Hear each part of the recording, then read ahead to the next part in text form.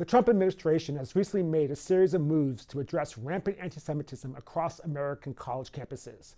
And these efforts may finally provide Jews with something the Biden-Harris White House so frustratingly failed to deliver, a sense that Washington is taking this crisis seriously.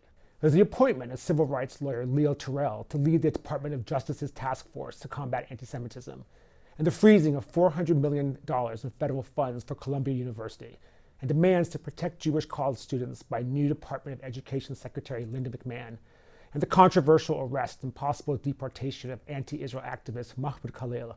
All of these initiatives point to Trump's commitment to Jewish security by prosecutorial procedure and the force of law. Many American Jews have welcomed Trump's hardline approach, and with good reason. According to a January New York Police Department report, Jews were targeted in almost 350 hate crime incidents in New York City last year, more than all other minorities combined. By comparison, there were just 43 reported incidents of Islamophobia over the same time period. Nationally, anti-Semitic incidents surged over 200% in the year following the Hamas invasion of southern Israel in October 2023, according to the Anti-Defamation League. There are many Jewish groups applauding the Trump crackdown, but some civil liberty organizations are demanding Khalil's release. They're alleging the green card holder and legal permanent U.S. resident has been detained unconstitutionally. But beyond the current fracas, the White House's anti-Semitism push provides a far more meaningful opportunity in this moment of community-wide fear. The opportunity for Jews, both in the U.S. and abroad, to more fully and finally stand up and advocate for their own safety. While the post-October 7th period has seen the rise of accidental activists committing to tackling anti-Semitism, many Jews have remained at the sidelines, silent, scared, anxious, and uncertain. Others, such as author Peter Beinart and filmmaker Jonathan Glazer, have actually used their public profiles to lash out against Israel. They're blaming the Jewish nation as the cause of the current anti-Semitism emergency. At a moment when Jewish unity has never been needed more, many Jews are actually fueling divisions exploited by groups who chant for intifada and block Jewish college students from attending classes. This is not entirely surprising. Few minorities have been more supportive of or invested in left-leaning causes and ideologies such as DEI and other racial preference programs than American Jews. Indeed, during the height of the Black Lives Matter protests in August 2020, more than 600 Jewish groups signed an open letter published in the New York Times supporting the pro-Black social justice movement.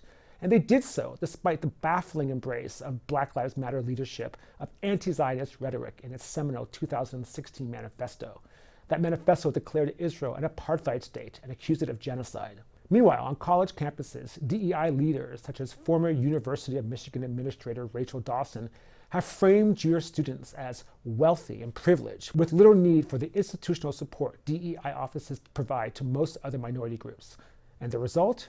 Jews have been drowned out by an overreaching identity politics industry that has profited from their philanthropy but failed to stand up for them in return. Indeed, even during the height of the recent controversy surrounding author Ta-Nehisi Coates's new book, The Message, many Jews privately bemoaned its clear anti-Semitic themes, but they told me they were too scared of being canceled or called racist to publicly speak out against Coates's writing. Much of this fear is tied to activist judicial systems that have failed to prosecute anti-Jewish and anti-Israel agitators. Nearly all of the Columbia University students arrested during last year's encampments, for instance, were allowed to return to their classrooms, and nearly all saw their charges dropped by Manhattan prosecutors. This is the type of impunity and lack of accountability Trump is trying to reverse, along with the silencing and intimidation that have come along with it. While the fate of Khalil remains uncertain, the White House has made clear the Biden-Harris era anti-Semitic tide must come to an end, and they're providing the muscle to make it happen. But the White House can only do so much.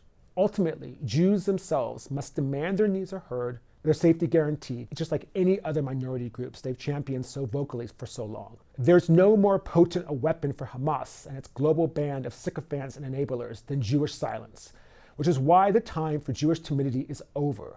Love Trump or hate him, if he can commit to defending Jews, Jews globally, even along the sidelines, certainly must too.